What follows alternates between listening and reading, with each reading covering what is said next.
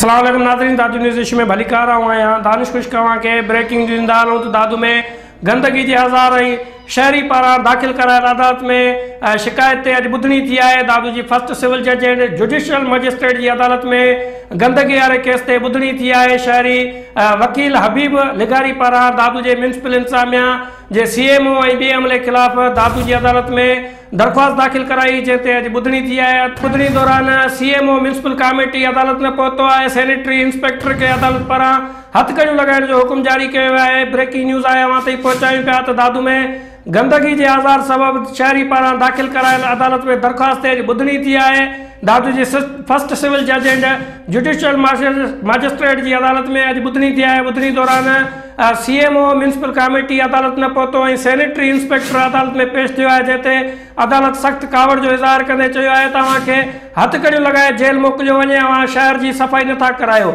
इन हवाले से असां लाइन ते मौजूद है असो रिपोर्टर न्याज़ चांडियो, उनका मालूम कंदासीं तो उन्होंने कड़ा तफ़सील आहिनि। जी न्याज़ आगाह कजो।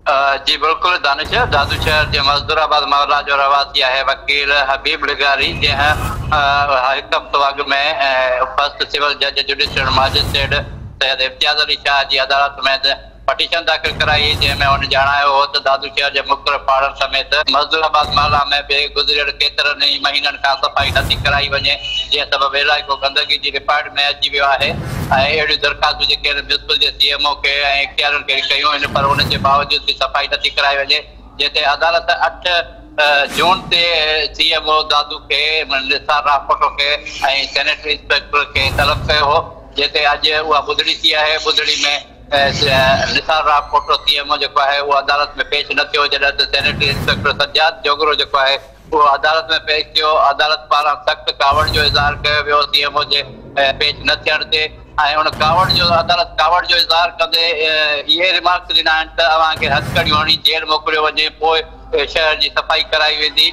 जॾहिं त सिविल जज सैनिटरी इंस्पेक्टर के हथकड़ियूं हणण जा पुलिस के हुक्म पिण जारी कया। उन मौके ते म्यूनसिपल जो वकील हुयो उन अदालत के रिक्वेस्ट कई त साईं अॻिते अहिड़ी शिकायत न मिलंदी, हिकु दफ़ो हिननि खे वक़्तु कयो वञे। 1 कलाक ताईं हुनखे विहारियो वियो। म्यूनसिपल जे अमले जो सैनिटरी इंस्पेक्टर उनके 1 कलाक ताईं अदालत में विहारियो वियो ऐं उनखे हथकड़ियुनि जा पिण हुक्म जारी कया विया। CMO निसार राफोटो ते पिण सख्त कावड़ जो इज़हार कयो वियो त जॾहिं हू शहर में मौजूद है तो अदालत में छो पेश न थियो आहे।